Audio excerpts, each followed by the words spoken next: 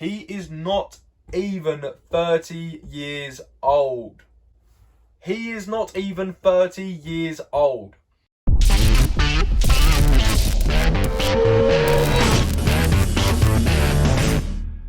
Kelvin Gastelum couldn't get it done on Saturday, which pains me to say as an avid member of the fan club, but he couldn't get it done against Cannonier. But it was a very, very close fight, and I feel like I've said that with so many of Kelvin Gastelum's fights. But it goes on to the next question of where does that leave him now? Now, I've seen a lot of conversation online about who he should fight next, or if he should be cut, or is he good enough to compete at that sort of level?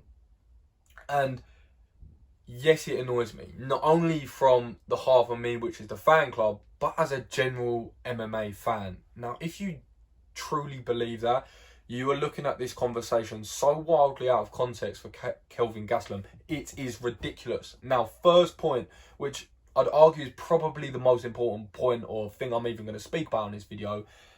He is not even 30 years old. He is not even 30 years old. If you look across all the division champions, who is under the age of 30? I was going to say, I will wait.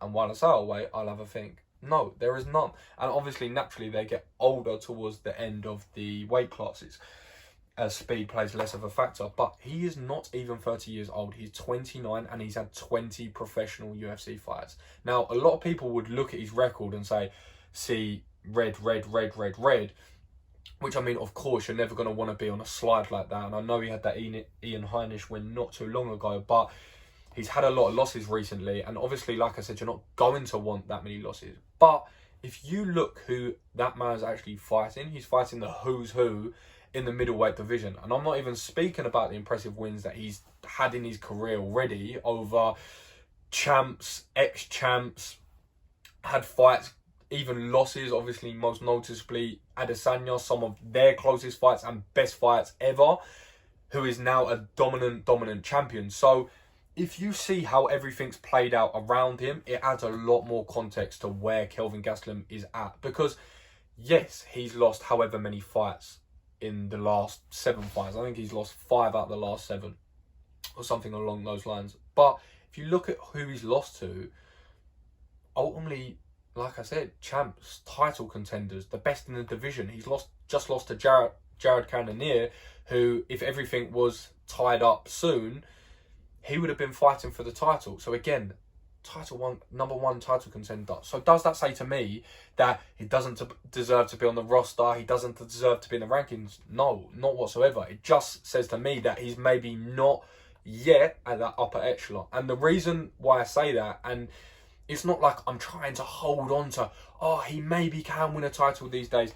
But the only reason I say this is because I can see so many similarities with Mike Bisping. I know it's the same weight class, and he's even got a win over Mike Bisping, which is why it's so funny, because Mike Bisping got so close so many times and failed so many times as well, and failed in spectacular fashion as well sometimes. And he'll be the first to admit that. But as we know, when he was older and towards the end of his career, he then won the title. It was always his goal. That was always the thing he was going to do. He said, I'm not going to hang up until I win the title and become a champion. And eventually he did. And the reason why that's so relevant is because if you know Kelvin Gastelum, obviously we're not best boys, but if you follow him and if you sort of see his trajectory and his career, he's all about that gold. It drives him. And obviously a lot of fighters will say, oh, I want to become the champ and I want to become the champ. And I know it's only a little thing, but he has it in his Twitter bio, wait until I achieve gold. Now, a lot of people go, oh, well, you can edit that, and that doesn't really mean anything. But it's manifestation. He's putting it out there, not only to his followers, not only to the world, but to him. And just to remind himself that every time he sees that, no, that is my goal and I'm not wavering. 29 years old. And he has been in there with a who's who of the division. And another bit of context, which his record doesn't show, is camps and time ready for these fights. And this is why Kelvin Gastelum's become one of the most popular fighters in the UFC roster, and especially for the fellas at the top. And this is why that any cutting talk or anything along those lines are just absurd, because the people at the top have the most respect for him, because he takes fights on any given notice. any given notice whatsoever, he'll be there. He'll turn up game. He'll turn up ready to fight. He'll come with that Mexican spirit, and he'll come with a granite chin. A granite chin.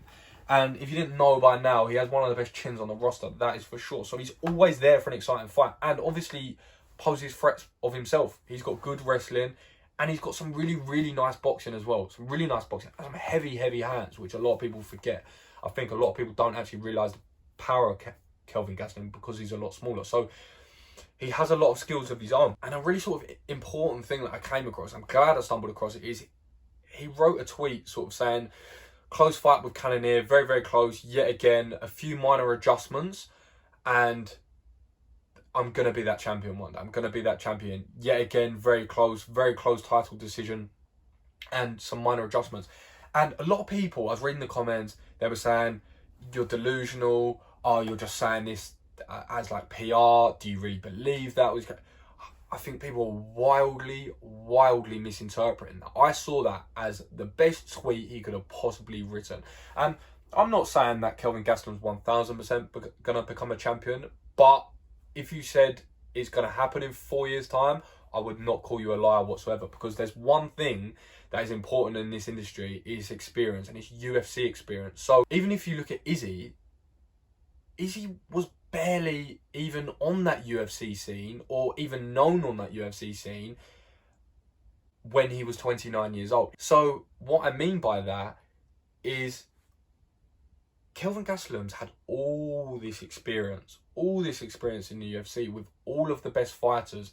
And like I said, referring back to Izzy again, he had one of the best fights and closest fights Izzy's ever had, barring obviously that loss. So it goes to show what he has. And when he said about minor adjustments, that's exactly it. So that's the thing he has to play with on his side. If he was 35 years old, it's hard to make adjustments fight on fight because you don't have an awful lot left. So you can't make these adjustments. But when you're 29 years old and you fought all these people, minor tweaks and minor adjustments along the way, finding all the holes in your game, seeing what you've done wrong over time, having a look at all the data, having a look at all the fights, seeing where your flaws are, seeing where you're good at, seeing the holes in your game and improving that and tweaking that and accepting that, that is huge. That is huge, because he goes away now knowing that, yeah, I didn't win. It was close. I just need to tweak this, and this, and then I'll be better.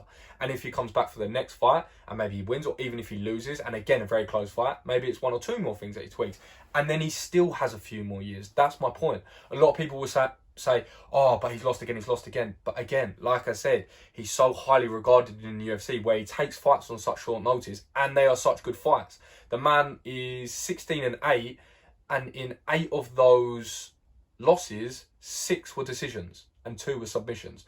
So he's never been TKO'd, he's never been knocked out, and it goes to show that he is in that fight up until the last minute, and no one's been able to put him away yet, which again is massively impressive. So if you have that toughness already, then it's a scary combination when you start piecing that together. So I would have loved Kelvin Gastelum to get the win on the weekend, and that would have obviously had title implications in it again. But the people also mentioned about him dropping from welterweight, I don't want to say casuals don't comment. We're in casuals corner, obviously. But you have to remember that he barely made 185. He was tipping the scales over. He had to shave a couple off in the last seconds to make weight. He can't make welterweight. And even when he went down to welterweight, he missed weight a ton of times. So that's not going to happen for the people thinking that is going to happen. But like I said, it wasn't encouraging to see him lose, but the aftermath was very, very encouraging for Kelvin Gastelum. So I think, where does he go from here? I think there's a few fights in that middleweight division. I'd like to see him, I hadn't even thought about this, but I would like to see him fighting. I'd like to see him fighting Brendan Allen.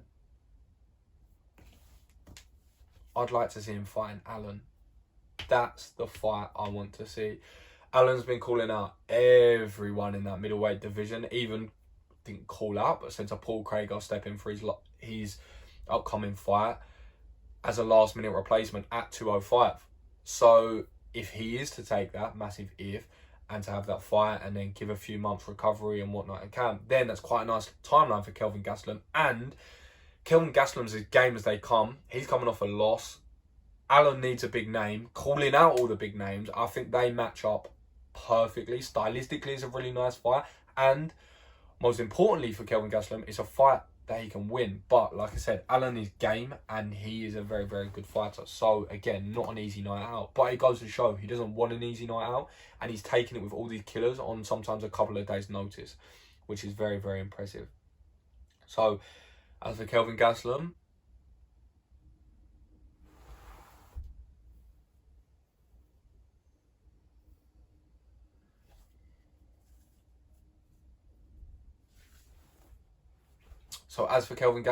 I don't think there's any concern as of yet whatsoever. I think he can keep grinding away. I know that the Reds don't look great on Sherndog, but I think he can keep grinding away. He'll pick up wins. He'll gain momentum. And I think finally things will begin to click. Like I said, I'll relate it back to Bisping. Not only is he beat, but he's also in the middleweight division as well. And it's an almost carbon copy. But the only difference is the chin is maybe even a little bit stronger on Kelvin Gastelum. I don't like to say that because I'm a massive fan of Bisping, as you all should know by now, but it is true. And he is always in that fight. So, as always, you know the drill. Get involved in the comments, drop a like, drop a subscribe if you enjoyed the content, and to help me grow my channel. And follow on Instagram and TikTok. I think they're down in the corner for daily content and updates as well. So, peace.